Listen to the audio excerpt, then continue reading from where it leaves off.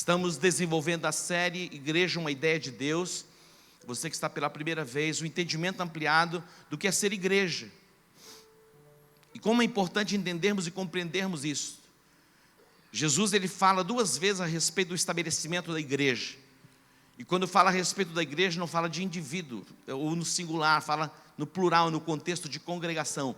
Nós somos a igreja de Jesus, aqui no coletivo. E a Bíblia diz, é interessante, porque no contexto judaico, uma reunião para ter início, tinha que ter pelo menos 10 homens. Jesus mudou tudo isso. Onde estiverem 2 pessoas reunidas no nome dele, ali ele está. Amém? E não precisa ser homem. E é interessante, os judeus, essa separação toda entre as mulheres e os homens, e vem a nova aliança, isso é ampliado. Agora já não há judeu, não há grego, não há macho e não há fêmea, todos nós somos filhos de Deus. Você pode aplaudir a Ele? E onde estiverem reunidos 2 ou 3 no nome dEle, ali Ele está. E o que é melhor, se 2 pessoas aqui na terra concordar a respeito de qualquer coisa, se Ele lhe há concedido. Olha que extraordinário. Jesus, Ele pegou um cheque em branco. Você confiaria um cheque em branco a alguém? Vai lá, assina, aqui, preenche. Você faria isso? Absolutamente não, né? Só se for o pai, ou a mãe, o irmão bem chegado. Mas se você encontra qualquer pessoa, mesmo para pai e para mãe, na verdade, você tem que pensar, né, vídeo? Mesmo para papai, para mamãe, para o tio, para a titia, para o filho, você precisa pensar, e pensa, para ver se você entrega ou não. Mas Jesus fez exatamente isso. Ele deu um cheque em branco para você preencher. E hoje você vai poder preencher o seu cheque. Amém? Se 2 pessoas aqui concordarem a respeito de qualquer coisa, vai ser estabelecido. Nós usamos pouco esta procuração que Jesus nos deu. Até negligenciamos isto. E outros, na verdade, nem sabem o que isso significa. Mas é muito poderoso. Eu estava testemunhando, estava no Rani, na Dalana, na célula Pastor Ovidio, essa segunda-feira, e estava falando, quando lá em casa sumiu um cachorrinho. Quem gosta de cachorrinho lá em casa? A Rafaela, ela ama cachorrinho. E aqui eu sei que muitos aqui gostam de cachorrinho. Então lá em casa, houve uma alegria de um lado e a tristeza profunda do outro lado. Estou brincando, todo mundo ficou triste. Todo mundo ficou triste. Nós amamos os animaizinhos, mas cada um no seu quadrado. Mas é importante, os animais precisam ser bem cuidados, amém? Mas gente é mais importante do que animal, tá bom? O animal tem a sua importância, tem que ter o seu cuidado, mas tem gente que inverte. Hoje você pode abortar sem problema nenhum, mas matar um beija-flor você vai preso. Inverteu a coisa, mudou. Então inverteu, é uma coisa maligna. Lógico que ninguém fica por aí, nem deve também matar beija-flor. Tá bom? O apóstolo falou que a gente pode matar a beija-flor. Tem stories por aí. Aí vai para o YouTube, corta esse pedacinho lá, mata a beija-flor. Imagina fazer a edição lá na comunidade global, incentivo é para matar o beija-flor, para matar as capivaras, a febre maculosa. E aí vira o Satanás aí atrás da gente. Mas olha só, o cachorrinho desapareceu. E aí, em casa parecia que tinha um velório assim. Aquela coisa fúnebre. E 1 dia, 2 dias, 3 dias, 4 dias, 5 dias, 6, uma semana. Chegou um momento que aquela melancolia profunda afetou todo mundo. Todo mundo afetado. Aí nós reunimos os 4, demos as mãos e fizemos uma oração de concordância. Pergunta para mim se o cachorrinho voltou para casa. Voltou para casa. Você pode dar um aplauso, Senhor? Olha só, oração de concordância traz até cachorrinho para casa. Imagina o que não pode acontecer. Isso é a igreja, o poder da igreja. A igreja é uma ideia de Deus. Você precisa ter essa consciência. A igreja é uma ideia de Deus. É um corpo.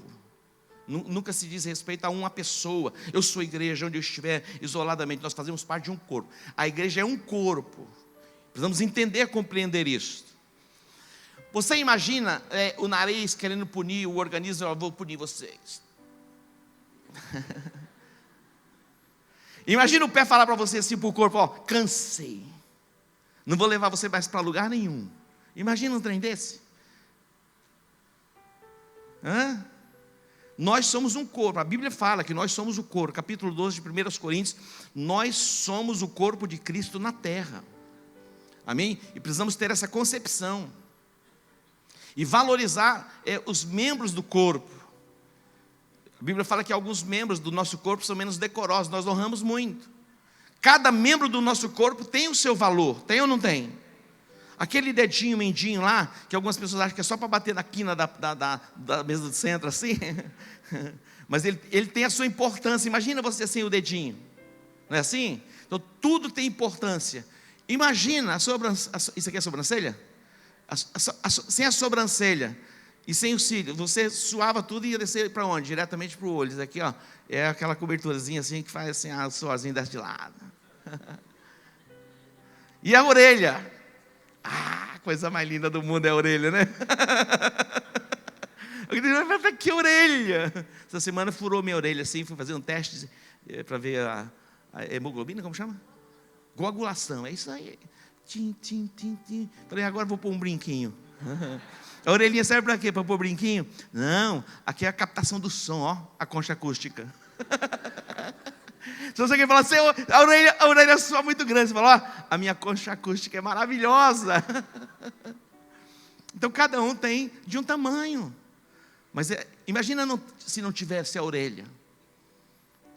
Então todos os órgãos do corpo humano são importantes, são ou não são? Então como igreja nós também somos um corpo, e cada um de nós desenvolvemos uma função. Agora imagina um membro do corpo se recusando a cumprir a sua função. Se recusando a cumprir a sua função. Todo o corpo seria prejudicado. Assim também é na igreja. Se um de nós não desenvolvermos o propósito para o qual nós somos chamados, todo o corpo ele é prejudicado. Hoje nós temos aqui, para que isso acontecesse, está acontecendo, muitas pessoas envolvidas aqui para que isso acontecesse. Vocês perceberam? Um controlezinho remoto que alguém controla aqui, é alguém do corpo que funciona. E nós estamos em treinamento. Algumas coisas estão em treinamento. Esse negócio aqui, ó, o pastor Newton já falou, coloca um negócio bom, a gente vai trocar, tá bom? Diga assim, profetiza assim, vai trocar. Já está trocando. Um sistema novo. O problema não são os nossos técnicos, amém? Eles são lindos, maravilhosos, são perfeitos. Muitas vezes dá um probleminha nas nossas máquinas, que também máquina precisa ser renovada, reciclada, de vez em quando, e a gente está com algumas aí, que já tem muito tempo para ser trocada, mas a gente vai trocar, tá bom? Mas somos um corpo e cada um de nós bem ajustados, e a Bíblia fala que nós devemos estar bem ajustados, e bem ajustados, todos nós crescemos, desenvolvemos e chegamos à plenitude. O desejo do coração de Deus é que nós, como comunidade global, sejamos plenos, cada um de nós, na nossa função, na nossa chamada, para tomar a cidade, tomar o estado, tomar a nação. Você pode dar um aplauso a Ele? Somos o corpo, somos família. Nós não somos forasteiros, nem peregrinos andando de um lado para o outro. Nós temos uma família. Família tem lugar para habitar, para morar, para ser cuidado. E neste lugar você vai ser cuidado, você vai ser amparado, você vai ser amado. Numa família você ama, você serve e você influencia. Amém? Numa família você ama, você serve. E é muito importante que estejamos atentos a isso. Queremos ampliar o nosso nível de influência, ajudando uns aos outros. E a Bíblia diz, principalmente os domésticos da fé, aqueles que não cuidam dos seus, é pior do que o incrédulo. Aqueles que não cuidam dos seus. Nós somos uma família e vamos cuidar, e cuidamos e vamos cuidar mais e mais uns dos outros. Você pode dar um aplauso a Ele? Diga, somos uma família. Diga para o seu irmão, meu irmãozinho, eu vou te amar, queira você ou não.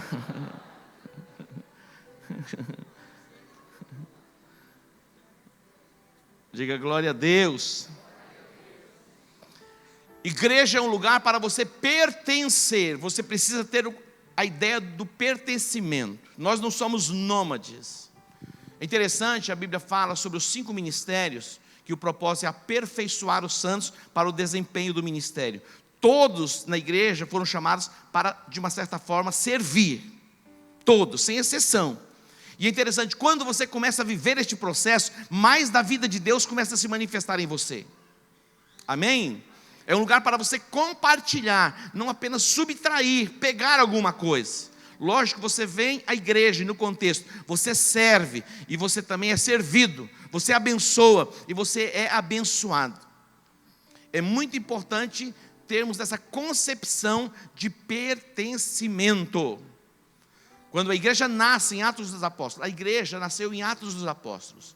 Quando você lê os evangelhos, Mateus, Marcos, Lucas e João, são os 4 evangelhos. Ali fala do desenvolvimento do ministério de Jesus. Agora, Atos dos Apóstolos, aí já é o ministério apostólico entrando em operação e é o início da igreja. A igreja não nasce ali nos evangelhos. Jesus fala sobre o nascimento. A igreja nasce depois que o Espírito Santo é derramado sobre aqueles homens e mulheres que estavam no cenáculo. Ali nasceu a igreja. Cerca de 120 pessoas.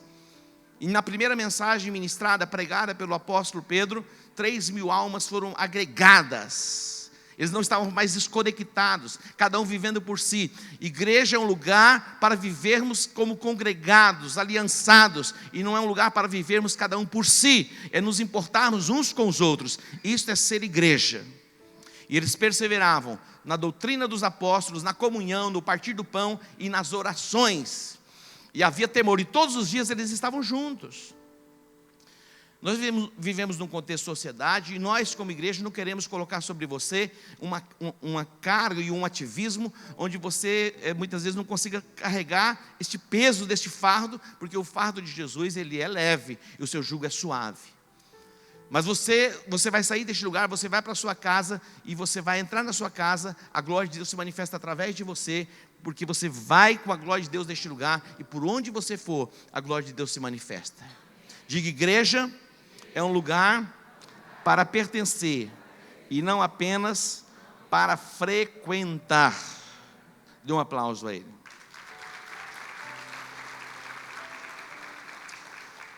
Olha só, eu quero destacar algo muito importante para você entender. Hebreus capítulo 10. Hebreus capítulo 10. A importância de reunir a família. Interessante porque sempre existe alguém no contexto da família que se move nesta direção para agregar a família, não é verdade? Ora é a matriarca, ora o patriarca, ora um irmão. Sempre em uma família vai ter alguém que vai facilitar esta união. E a minha mãe, ela era agregadora da família, a família se reunia em volta dela. Então sempre a família estava ali meio que em volta, e a minha mãe faleceu. E eu conversando com os meus irmãos, eu disse, a minha irmã, ela vai ficar responsável, que é a Vera e o Daniel, e o meu cunhado, para que possa agregar, congregar e reunir a família. A reunião de família é importante. Não sei para você, para mim é importante. Amém? Nós temos uma família biológica, mas aqui nós somos uma família espiritual. Assim como é importante reunirmos a família biológica, entenda, compreenda a importância da reunião da família espiritual. Observe esse texto, leia para mim.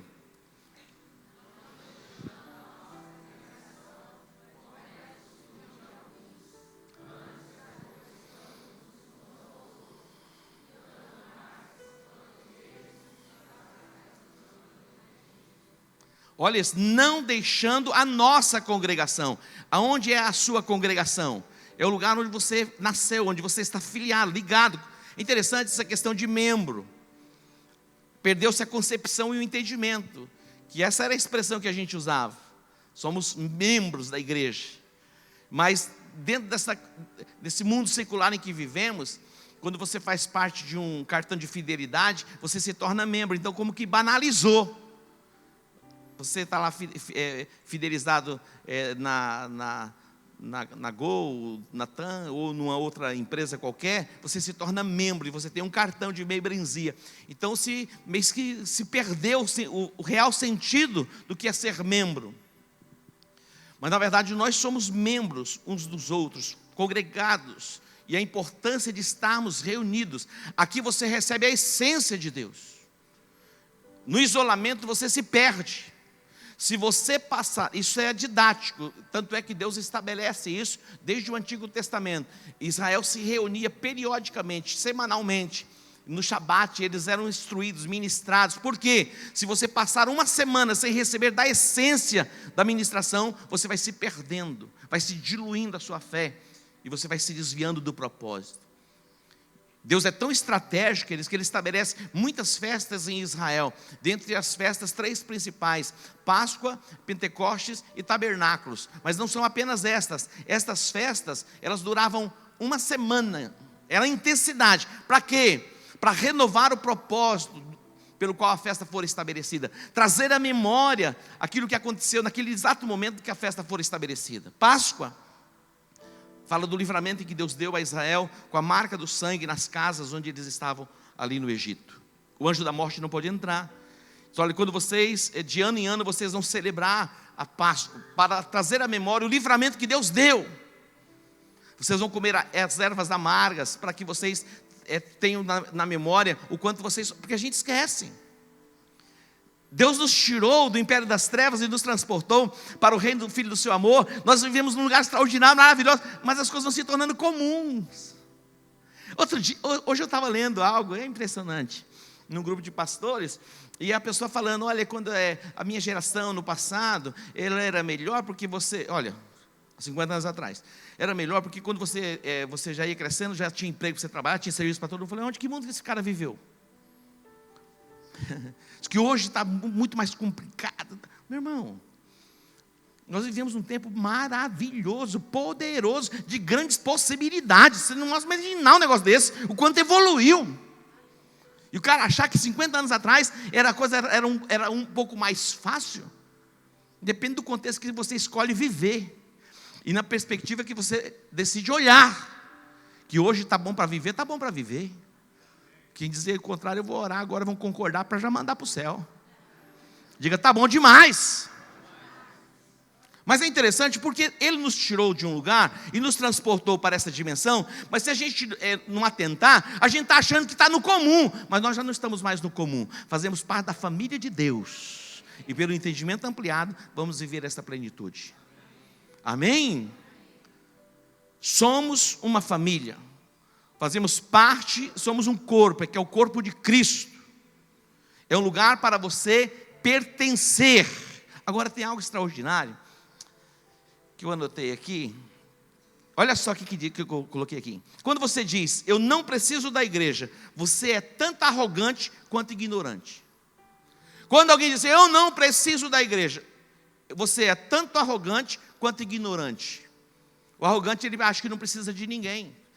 Nós precisamos uns dos outros, nós somos seres relacionais, e nós dependemos sim uns dos outros. Amém? Como é importante nós termos o nosso irmão, para compartilharmos as nossas dores e as nossas alegrias. Imagina um negócio desse: você faz uma festa, e ninguém vai à festa, como você se sente? Então você quer pessoas para você se relacionar. Você faz um jantar maravilhoso e convida lá 3, 4 casais, de repente não aparece alguém, ninguém. Como você se sente? Porque somos seres formados por Deus para relacionamento. E igreja é relacionamento. Quando alguém diz: eu não preciso da igreja, você vai identificar nele a arrogância e a ignorância dele. Ele não tem um entendimento aberto para compreender a importância da igreja. Tudo certo? Vamos para frente? No final eu vou orar por vocês, nós vamos ligar algumas coisas aqui, concordar, e você vai sair daqui estabelecido. Então dê um aplauso a ele. Agora olha que coisa extraordinária. Efésios capítulo 5, versículo 25. Igreja é para amar, não apenas para suportar. Igreja é para amar, e não apenas para suportar. Diga: igreja é para amar, e não apenas para suportar. Imagina alguém num relacionamento dizendo: olha, como está o relacionamento? Estou suportando. Como que funciona um negócio desse? Como está lá o seu casamento? Está insuportável. Aí já ultrapassou um pouquinho, né? Mas a igreja é um lugar para se amar e não apenas para suportar. Olha isso, Efésios capítulo 5. Efésios, capítulo 5. Deixa eu achar aqui na minha Bíblia, que eu quero destacar algumas coisas. Efésios, capítulo 5. A partir do versículo 22, aqui o apóstolo Paulo, ele vai trazer um ensinamento, e ele vai falar de relacionamento entre homem e mulher, marido e mulher. Mas o foco dele não é simplesmente o casamento entre um homem e uma mulher. Ele vai falar a respeito de Cristo. E olha o que ele vai dizer: vós mulheres, submetei-vos a vossos maridos, como ao Senhor. Digo, pois, o marido é o cabeça da mulher, como também Cristo é o cabeça da igreja, sendo ele próprio o salvador do corpo. Então Cristo é o quê? O cabeça da igreja, sendo ele próprio o salvador do corpo. Cristo é o cabeça, nós somos o corpo. E imagina um corpo sem cabeça ou uma cabeça sem corpo. Não tem sentido. É um ser, é completa, a igreja é completa. Agora, 24. De sorte que assim como a igreja está sujeita a Cristo, assim também as mulheres sejam em tudo a seus maridos. Versículo 25. Vós, maridos, amai as vossas mulheres, como também Cristo amou a igreja, e a si mesmo se entregou por ela. Eu quero que você atente para essa segunda parte.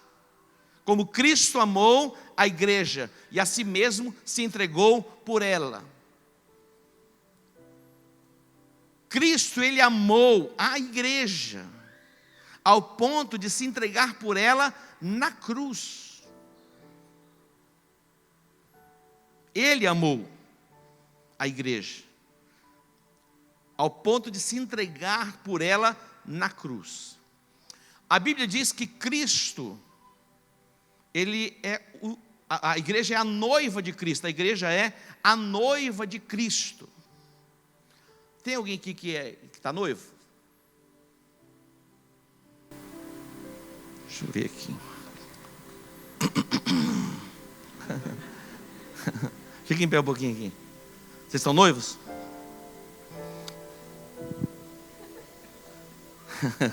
Vocês estão brincadeira não, hein? Como que é o seu nome? Bruno. Eduardo.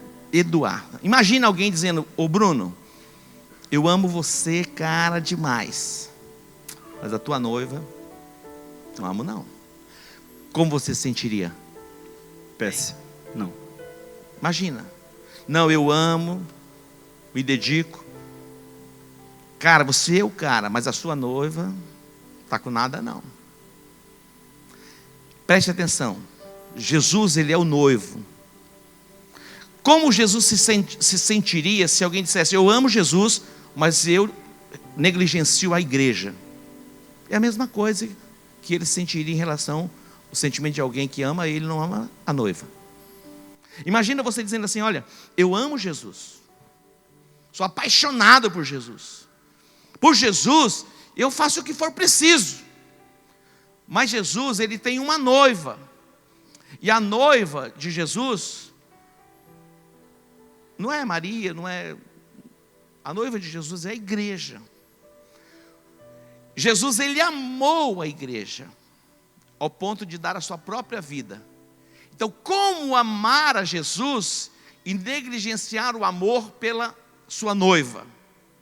Dá para ligar?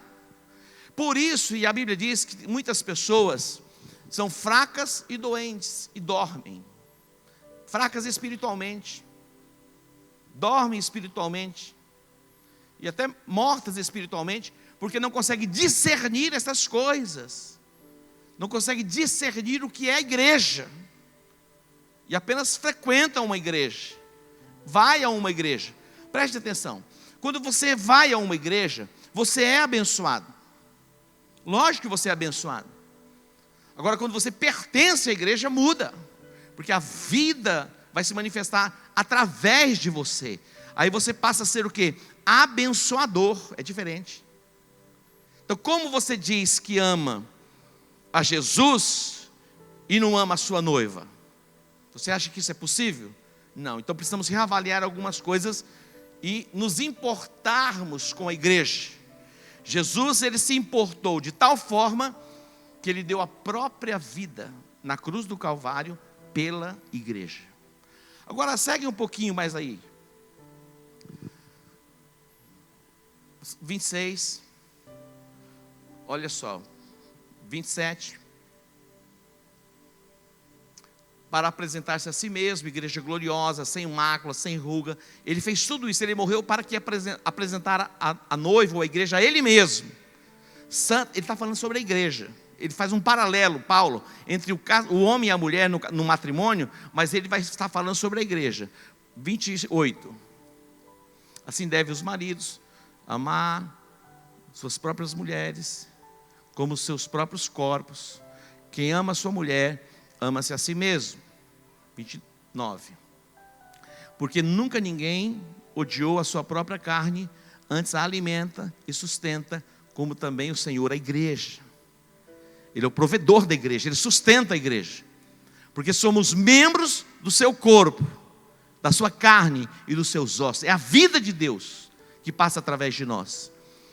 31. Por isso deixará o homem pai e mãe, unir-se à sua mulher, e serão os dois. 32, tem mais aí? Olha, lê esse texto para mim.